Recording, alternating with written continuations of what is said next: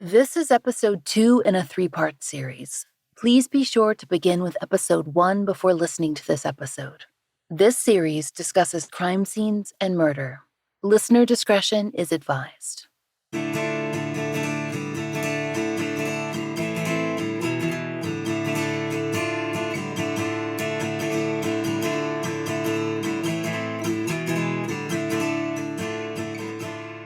This is The Fall Line.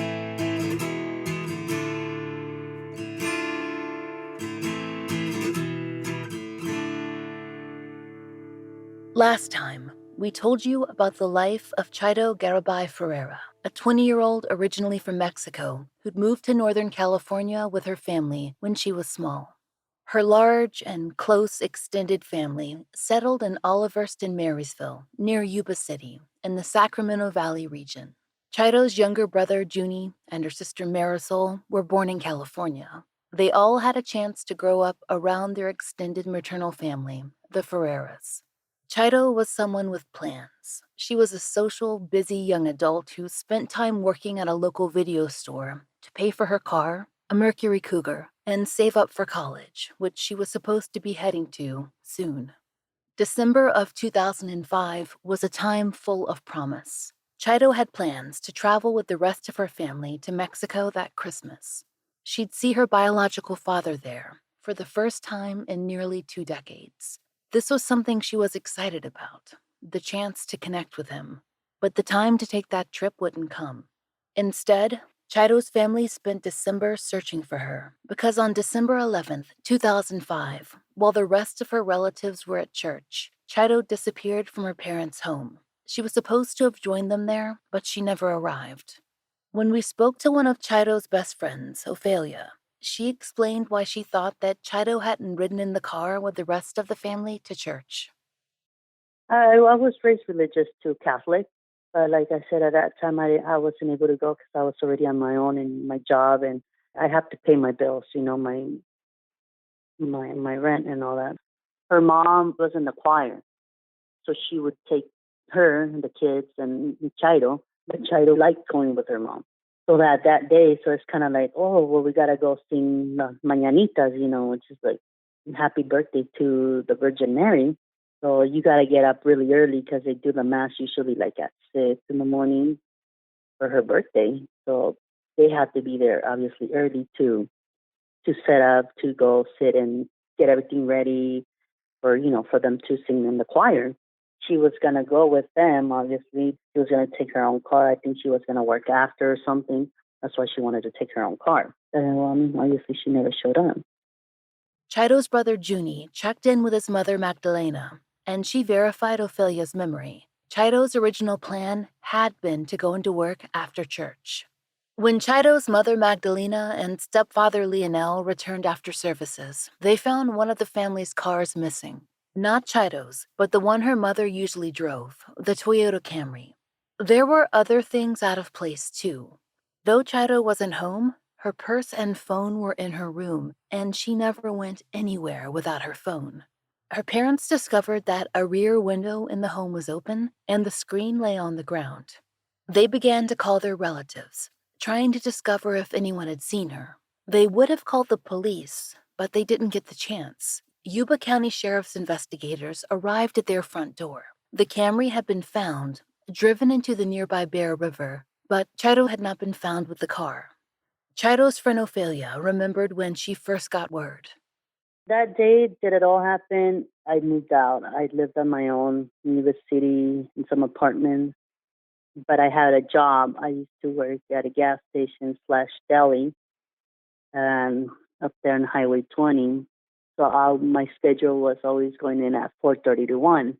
So she had invited me to go to the church for the Virgin Mary, but I had told her I can't because I had to go to work. I had to go to sleep early because I had to get up at 3:30 in the morning to go to work at 4:30. So we left it at that, because she knew I worked. I had to work to, because I live on my own, so I had to pay my bills, my rent. So that's how it was. And then eventually I got a call from Ashley, which is my other friend. She's the one that told me about that that they couldn't find her or anything like that. So, I started crying and I felt like I needed to leave work. And then after that, I just went straight to where her mom was, Mother. Did you immediately know that something was wrong? No, I mean, it's one of those things that you like, you see on TV people disappearing and stuff like that, but you just never think it's going to happen to you. It's like that, like, oh no, she would never leave. She would never, especially her family, And no, it's just, we're going to find her, there's something, maybe she left somewhere or something. I don't know. You just start thinking like that, like she would never leave. So at first it was a little bit, okay, we're going to find her, She's eventually going to come home and be like, oh, I'm sorry, I had to go do this or something. The discovery of the Camry set off a search that spanned weeks. Investigators, dog handlers, and volunteers spread out across the county to search for Chairo. No one suggested that she'd left town of her own volition. It was evident to everyone that something had gone very, very wrong. A tip line was established. Yuba County authorities began to fingerprint family and friends. They were trying to determine if that open window and the mesh screen found on the ground at the rear of the family home figured into her disappearance. Here's what her sister Marisol told us. After a few days have gone by, the family was always with us, family and friends. Every day there was always somebody at our house. We had a lot of people over every day, and we had I don't know how to say in English, but we called it oraciones. We would basically just pray. So we would come together every day and pray for her. It was just like family and friends that would come, and we'd do that every day. And there was always people there with my family and supporting my mom. We had a lot of people bring food, neighbors, family, and friends, and other people, like I said, like the neighbors and stuff would come. Everybody, a lot of people were there. The community really was helpful. Chairo's brother Junie, the middle child, also remembers the chaos and the comfort of that time, the uncertainty and fear, but also the sense that their small community was gathering around them and holding them close. But as a child, he wondered, what was his role? I didn't know how long everything was going to take to find out what happened. Because I remember we had flyers and just knocking on people's houses and walking around the town and neighborhood. It was really strange because people were coming over, like the police and my family. It kind of became like a headquarters of, we got to find out what happened. So I didn't really know what to do. And was your whole family at that point involved, trying to be out as much as possible, like you said, with the flyers and knocking on doors?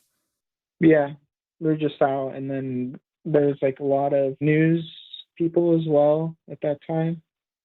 They're just interviewing my parents or somebody from the police. That was just happening pretty regularly, just people trying to get updates or see what's going on. A lot of candlelit prayers, at my house. Chairo's friend Ophelia was there too. It wasn't just about being with the family. There was a lot of work to do. I helped a couple of times to do searches. We kind of went to areas that they thought maybe we could find something, or where I used to live when I was around there. Her parents still live at the same house right now. But when there was our houses, there was a field more towards my side of the house. So we all did a search on that side just to see if somebody took her that way or something, or maybe she went that way somehow, just to see if we find anything. But of course, nothing. In a way, it's you do want to find something, tracks or something of her, but then sometimes it's you don't, because you don't want to think negative. It's a scary moment, you always try to stay positive about everything, You don't want to think that she's gone. You just want to be okay, no, nothing happened. Like I said, for me, it was more maybe she had to run and do something, and she forgot everything, so she had to leave fast, But then obviously the whole thing that she didn't take her car, that was off too. That she would not leave without her car. She loved her car. So, I mean, obviously the car was there. Things for her belongings were left behind. So, that's not of her. Even if she was in a rush, you would at least take your phone or your wallet. But things were left behind. America, Chairo's cousin and one of her closest friends, was away at college at the time, and she was unable to return immediately. She felt the same dread and worry that Ophelia did, but she had to rely on messages and calls for information in those first weeks. Honestly, it's a blur. I don't know if it was the first year of college or my second year of college.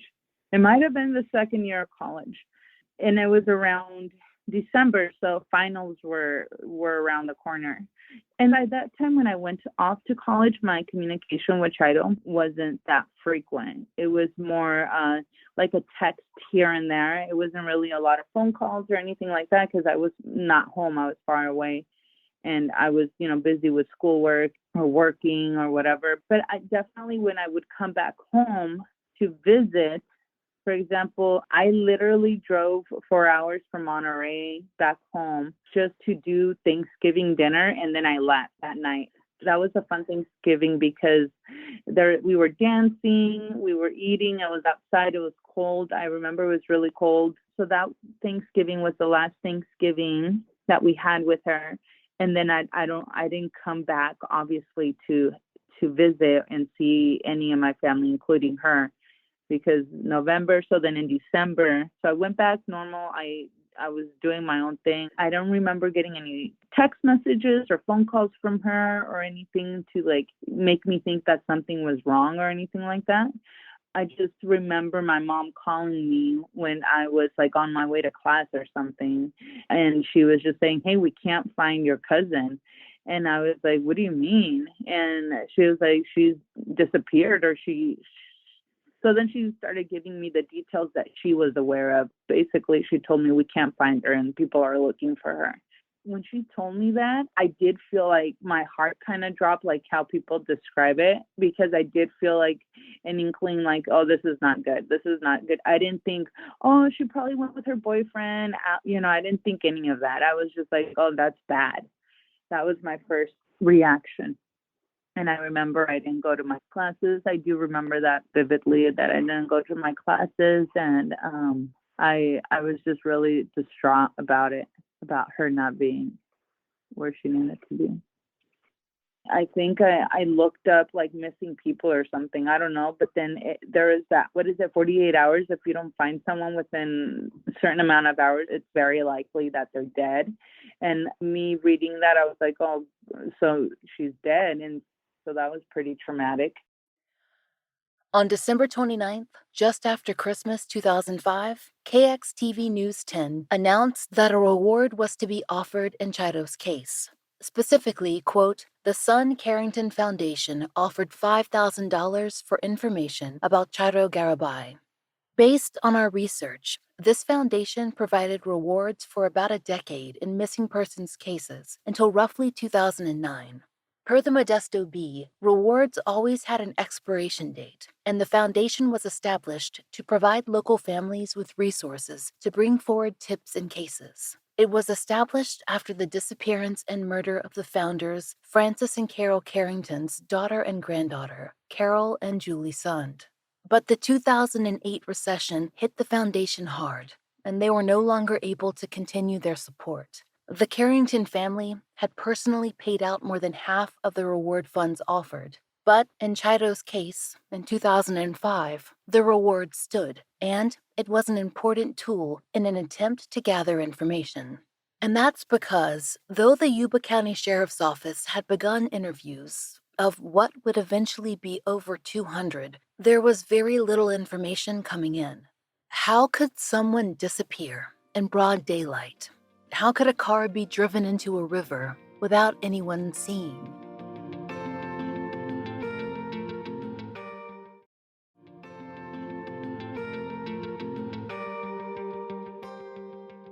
On January 17, 2006, Chairo's family would finally have a few answers. Terrible ones. but they would only bring more questions. Just as the search for her was scaled back due to manpower issues, a discovery was made. The reports began to trickle in slowly to news outlets, though they would not be confirmed until the 19th. A body had been found. Per the Sacramento Bee, a local resident had come across something suspicious just a few miles from where the Toyota Camry was recovered. This resident's, quote, truck became stuck in the mud on a dirt road near the Western Pacific Railroad track.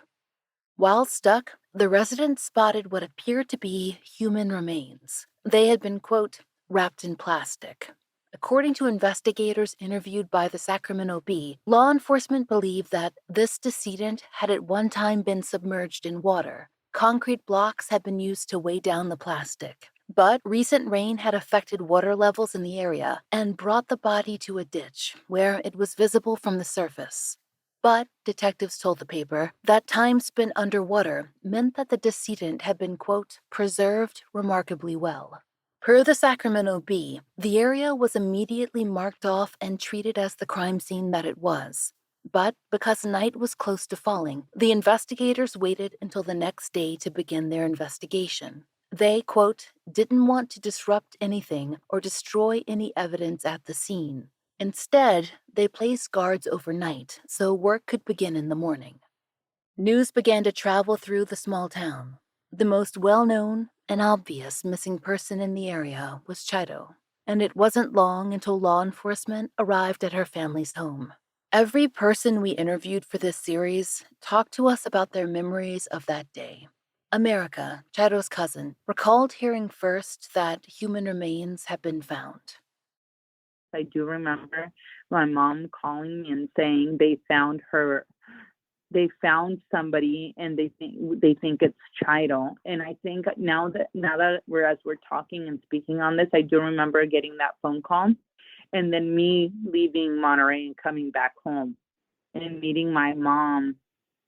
And the reason why I remember that right now was as we were talking about my aunt's presentation, how she looked and how I picture her during all of that time. One image really comes into mind. It was when they found her body that day that I came back and the detectives came through the door and they said, we found her body. We want you to identify her. And my aunt kind of collapsed in my grandma's arms and she almost kind of like fainted, but still was awake and there. And so I think my Aunt Carmen was there and she like was freaking out too because my aunt was almost like a rag doll, just like limp. And I was the only one that spoke English at that particular moment. So the detectives asked me, I don't know how they presented the information, but they said, we need somebody to identify her body to ensure that it's the right person. And so I was just sitting in the couch, kind of like almost like melting in the couch as I'm witnessing. It was like a slow motion movie, like detectives come in, my aunt's eyes meet the detective. She looks like super distraught and horrified. And then they have the envelope in their hands and they said, we need somebody to identify the body. And she collapses. And so then I felt like, I felt like I needed to be in a way strong in that moment so that my aunt didn't, see even more turmoil. So then they did show me the picture. It was just half of her body. And I can see her boots, her brown boots that she always wore. So she had her brown boots and I think I don't know what else she was wearing, but it was definitely her, like her clothing. I think it was I don't know if it was a jacket that she always wore, but the clothing items that she was wearing were hers, and it was her body shape. It was her. America had identified Chairo's clothing, and the Sacramento Bee later reported that a scar on Chairo's abdomen was also used as identification. But there was more needed from the family. Here's what Magdalena told us about the discovery and what she was required to do as well. Me vinieron a decirme, vinieron a avisarme que se había encontrado el cuerpo. Vinieron ellos. pero todavía no me daban el 100% y Magdalena told us, quote, "They came to tell me that they'd found the body. The police came, but they weren't going to give me a 100% confirmation. When they came, they told me that I had to go to the dentist I used to take her to. I went right away. They gave me all the records, x-rays and paperwork, which I then took to the detectives so they could confirm, and they did. It was her." Marisol and Junie remember being at school when the news came that Chairo had been found, or rather, they remember being taken out of school and brought home to receive news. They knew that something was wrong. I remember they checked me out of school, and I actually had one of my mom's friends worked at the school, and she was the one that was taking me home. They didn't say why, but I kind of already had a feeling that it was going to be about her, like maybe she was found or something. And I just remember there was a lot of people at my house, lots of cars, and they took me in, and I saw a lot of people crying. Everybody was crying. So, like, I kind of already knew then that it was bad news. I just sat next to my mom, and I remember the sheriff or the detective at the time kneeled down, like, got to my level, and I remember him telling me that she was dead. It's devastating to think of you at that age getting that news. Yeah, it was pretty hard, and yeah, it was sad. It's rough. It's something you'll never really forget. I remember my mom being really sad, and I just remember most of my family just being sad because I think they were just hoping maybe she was still alive out there somewhere. And then I'm pretty sure there was somebody from the news was at the house that day because the police came to inform my mom. But yeah, I would say a pretty sad day for sure. Was the news there kind of right away?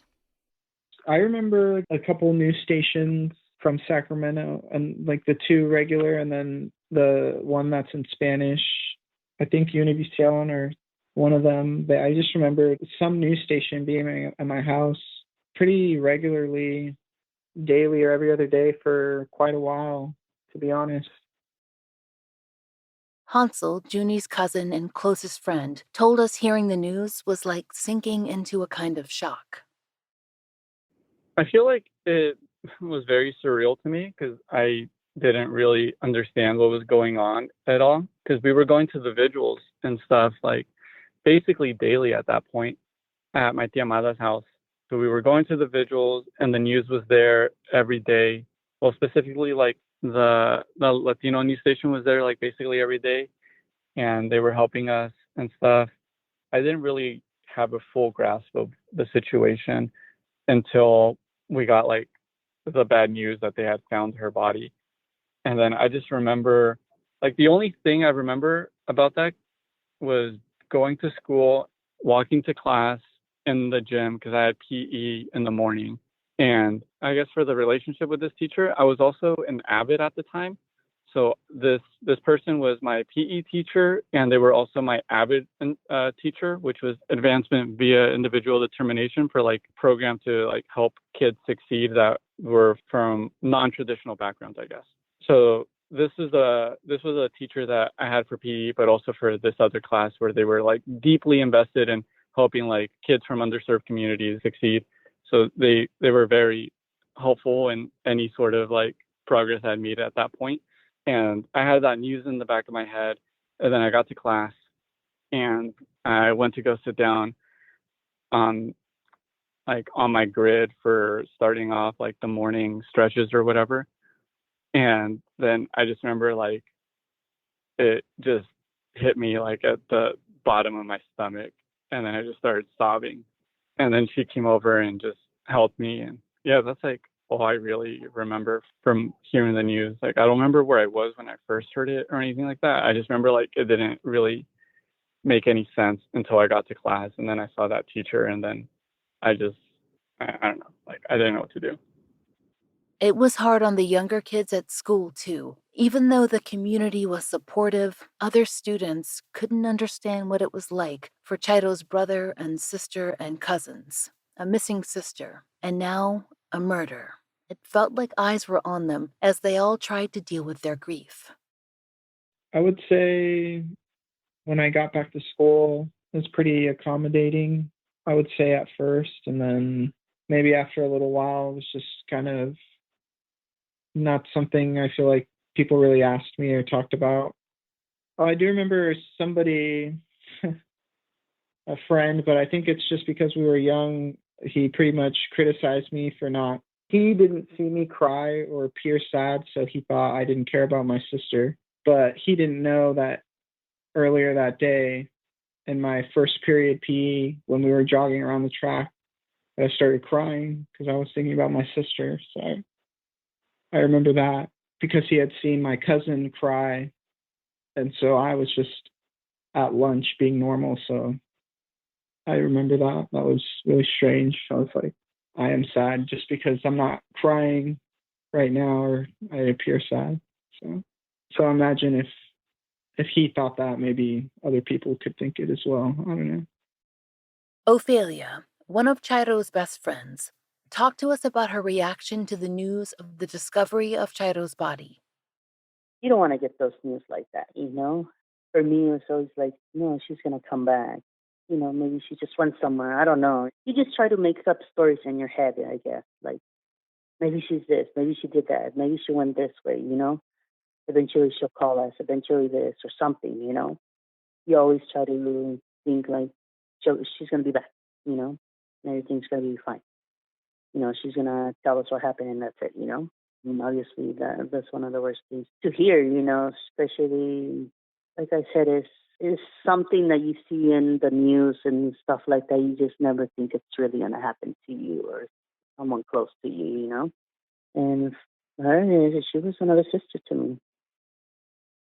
The Appeal Democrat reported that through various fundraising efforts, the community raised more than $4,000 to help Chairo's family cover funeral and memorial expenses. And when the time for that service came, hundreds of people attended her funeral. Per News 10, many attendees, quote, came in pink clothing and carried pink flowers to honor Chairo. Pink was her favorite color. At the service, Chairo's cousin, Christina Navarro, told reporters, quote, all I want is for them to get the person who did it to her. I know they will be found. They will be found. Everyone in Chairo's life began to focus on their new reality. The homicide investigation into Chairo's death, not the hope that she might return home. And that investigation was, at least for the next few months, well covered in the local media. Details began to emerge. Per the Sacramento Bee, on January 19th, authorities had released the cause of death for Chairo, quote, blunt force trauma to the head. They did not release details regarding where the crime scene might have been, but Under Sheriff Steve Durfer did tell reporters that investigators were operating under the theory that, quote, the killer is someone she knew. He, quote, confirmed there were no signs of a struggle at the family home. Law enforcement also thought that Chairo had died soon after her disappearance. Under Sheriff Durfer told the Bee, quote, at this point, we're not calling any one individual a suspect, and we're not discounting a theory. According to the same Sacramento Bee article, local authorities weren't the only law enforcement involved in Chairo's case. The California Department of Justice's forensic team had supplied experts to, quote, comb the family car and scour for other evidence. In an Appeal Democrat article, then Under Sheriff Durfer noted that the department would aggressively be pursuing the case and that they were actively conducting interviews and gathering witness statements. By April of 2006, almost 4 months to the day after Chairo's disappearance and death, her family held a gathering. It was on April 10th, her birthday. They also marked the occasion for the larger community who'd surrounded them and supported them. A newspaper scan in the Appeal Democrat archives still exists of the ad her family took out to mark the occasion of Chairo's birthday. It reads as follows. Chairo Garibay Ferreyra, 20 years old, April 10th, 1985 to December 11th, 2005. Monday, April 10th, 2006, a very special date because it is your birthday. 21 years ago, a light came to us to brighten our lives, and that light is you. Even though you're not physically here with us, you will always be in our minds and hearts. Happy birthday, wherever you are. We love you and miss you. Mom and Dad, y toda tu familia.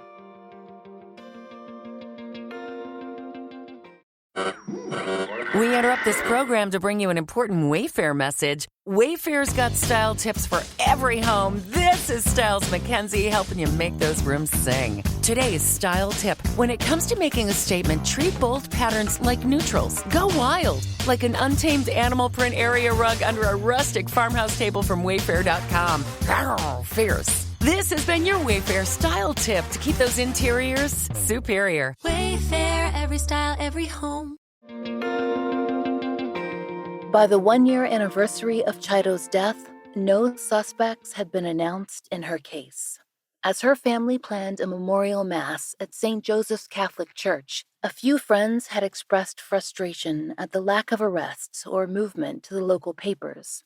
Investigators responded, also in print, that the investigation was intense and ongoing. On December 12th of that same year, word came that a request for then-Governor Arnold Schwarzenegger to grant a $25,000 reward in Chairo's case had been granted. This was a major gain for her case, as governors' rewards never expire, and the $5,000 originally granted by the foundation in her case would expire. This reward was specifically requested by then-Sheriff of Yuba County, Virginia Black. An official statement from the governor's office ran in the U.S. State News. The Appeal Democrat reported that Chairo's 1-year memorial service was so well attended that attendees, quote, spilled out into the aisles. They were friends dating back to elementary school, along with coworkers, family, customers she'd known from the video store, supporters from church, and strangers from surrounding towns who joined in on the search for her. Along with the memorial was hope that the new reward would bring forward tips. But just 4 months later, in April of 2007, Chairo's birthday month, a short column appeared in the Appeal Democrat noting that, quote, leads had dried up. By 2008, the second anniversary service, Under Sheriff Durfer was now the sheriff of Yuba County and addressing Chairo's case again. He told the Appeal Democrat that the department had been in regular contact with Chairo's family and that her case, quote, had been among the most intense and difficult his agency has faced in his more than 20 years on the force, and that, quote, despite a $25,000 reward the state offered for information leading to an arrest and conviction in the case, law enforcement agencies had no new leads since the early weeks of the case. He expressed hope that the mass held in Chairo's honor would attract more attention to her case. Chairo's family spent plenty of time going over any possible connection that could shed light on her case. After all, law enforcement felt it was someone who knew Chairo. When thinking through issues that she'd had prior to her disappearance, the only major problem they were able to pinpoint were some personal issues she'd mentioned a few months prior to her disappearance. Chairo's Aunt Carmen told us about one point that she remembered that Chairo came to her with, upset about. Boy trouble. Como, que serían unos, 2 meses antes de que pasara lo que pasó, ella vino muy triste aquí a la casa conmigo, llorando. Y yo pues le digo, mija, ¿qué tiene? Here's what Carmen told us. And just to note, these are her memories of her conversation with Chairo. We were not able to initiate contact with the man in question to learn about his memories or his version of the last months of their relationship. Here's what Carmen said. Quote, about 2 months before the incident, she came to my house crying and upset. I asked her what was wrong, surprised because I never saw her like that. She was so emotional she couldn't speak, so I took her to a room and told her she could talk to me. She told me that her boyfriend and her broke up. I told her not to worry. Even if she liked him, if he ended it, maybe it wasn't for her. I told her to try to overcome it. If he cared for her, he would reach out again. That time she was very sad. Ya yo después supe que creo era una relación medio problemática, pero yo ya no, Carmen yo also ya told no us, supe si quote, I knew it was a somewhat volvieron a problematic relationship, but after that, I don't know if they saw each other again. When everything was happening, that guy was here, seemingly worried about Chairo. I only knew him because I would see him at events, but I didn't know him beyond that, so I don't know what he was like. This was the same young man who, early in the reporting on Chairo's case, was quoted at least twice in the papers during search efforts. Marisol also remembered seeing him getting fingerprinted, along with the rest of the family, early on in the case. We didn't see mention of him again in early reporting after the initial search. We're told that he returned to his home country for some period of time, then came back to the United States. When we spoke with Yuba County officials, they indicated this trip seemed to be part of the normal course of life and not a sudden decision made after Chairo's disappearance.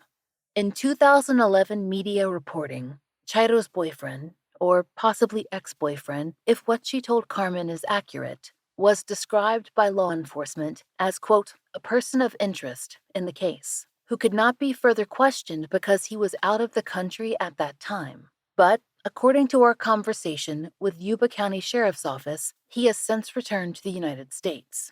In 2016, a media report described him in relation to Chairo's case as, quote, cleared. But the Yuba County Sheriff's Office corrected that for us. Based on a review of Chairo's case file, they say that no one has been cleared in her case. They don't want to rule out any possible leads at this time. America, Chairo's cousin, remembers seeing Chairo's former boyfriend in their neighborhood at one point, but it was while she was still in college, so probably in the range of 2006 to 2010, as she'd already begun her schooling when Chairo disappeared. She saw the young man working at a business owned by his relatives. One of her relatives went and spoke to him, and the young man indicated he hadn't hurt Chairo. In a case with so many unknowns, and with so little information available to investigators and to Chairo's family, America and everyone else were left to wonder about a lot. The scenarios of what might have happened to Chairo Garibay in a 5-hour window on a Sunday morning in 2005. There were too many possibilities and no answers in sight. Next time on The Fall Line, the second decade of Chairo's case, and an interview with the Yuba County Sheriff's Office on where her homicide investigation stands today. Please be sure to join us then. There's a $50,000 reward available in Chairo's case. If you have any information, you can contact authorities in the following ways. Yuba County Sheriff's Office has an anonymous tip line at 530-749-5181. Their tip email is ycso@co.yuba.ca.us. If you know of a case that should be covered on The Fall Line, there's a link to our case submission form in the show notes. Thank you for listening. The Fall Line is an independently produced show, and we appreciate listener support. It allows us to do research, obtain FOIA, pay our content advisors, and support and donate to the causes we care about. If you try out the products we advertise, please use our sponsor codes. It really helps. And if you'd like to support the show and the stories we cover, join us on Patreon. We're raising Patreon funds to continue to pay for the Millbrook Twins billboard and to fund therapy for families who've been on the show. Each and every one of our patrons helps us continue that work, and we're so grateful. On Patreon, you can get early release ad-free versions of our regular episodes for $5 a month, as well as occasional bonus content. If you prefer Apple Premium, we've begun that feed as well, so you have an alternative way to contribute. The Fall Line is written, hosted, and researched by Laura Norton, with additional research by Brian Waters, Kiana Burgess, and Michaela Morrow. Interviews by Brooke Hargrove.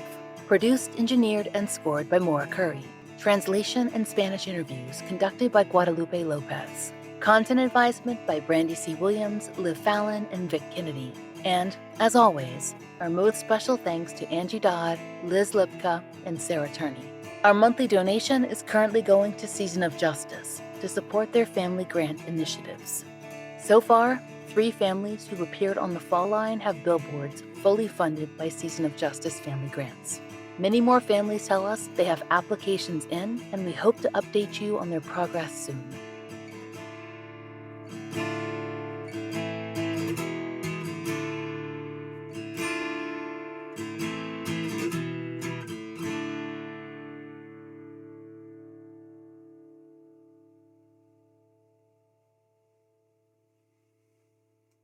At Arizona State University, we're bringing world-class education from our globally acclaimed faculty to you.